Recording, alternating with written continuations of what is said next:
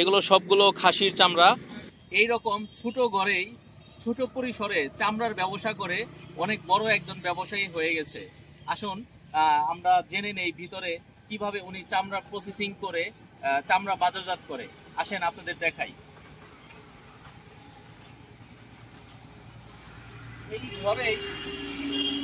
এই ঘরেই মূলত উনি সারাদিন বসে বসে চামড়া প্রসেস করে থাকে।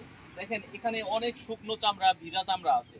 উনি বাজার থেকে চামড়া সংগ্রহ করে এখানে যে চর্বি তেলগুলো আছে এগুলো চাকু দিয়ে ছাড়িয়ে নেয় এবং লবণ দিয়ে সংরক্ষণ করে। প্রতিটি চামড়ার দাম 800 থেকে 1200 টাকা পর্যন্ত বিক্রি করে থাকে। এখানে সবগুলোই গরুর চামড়া দেখেন, এবং এই পলিথিনের নিচে উনি লবণ দিয়ে চামড়া সংরক্ষণ করেছে। সময় হলে উনি এই চামড়াগুলো উপরে তুলবে। দেখেন এইটি কেবলই আজকে সকালে এখানে চামড়ার মধ্যে যে মাংস কিংবা চর্বিগুলো থাকে এটি আলাদা করে নিছে এবং পরবর্তীতে এটি কালকে উনি শুকাবে। আর এগুলো হচ্ছে খাসির চামড়া বা ছাগলের চামড়া, এবং ওনার কাছ থেকে ফোন করে নিয়ে যাবে যাদের এই চামড়া প্রয়োজন, যারা ঢোল তৈরি করে কিংবা আরো অন্যান্য এই পণ্য যারা তৈরি করে থাকে।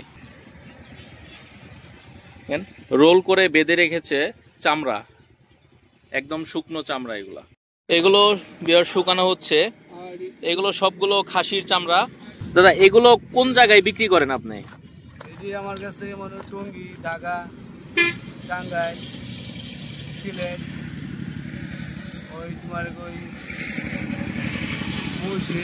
বিভিন্ন জায়গা থেকে আমার কাছে মাল।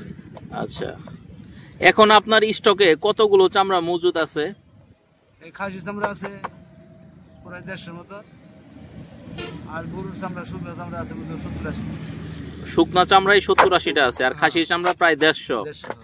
আচ্ছা, অনেক চামড়া আপনার সংগ্রহে আছে।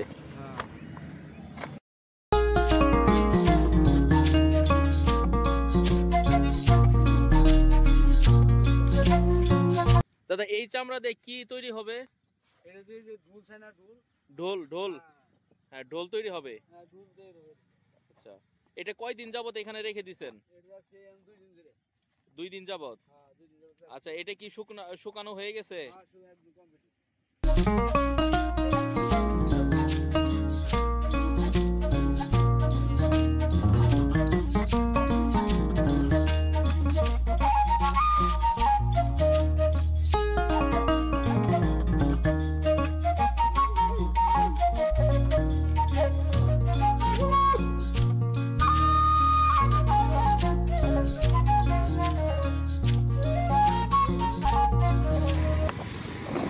দেখেন আস্ত একটি গরুর চামড়া খুব সুন্দরভাবে শুকিয়ে গেছে, এবং এটা কিন্তু নরম না, অনেক শক্ত, অনেক শক্ত একটি চামড়া। এটার মূলত ঢোল তৈরি করা হয় নাকি আরো কিছু তৈরি করা হয়?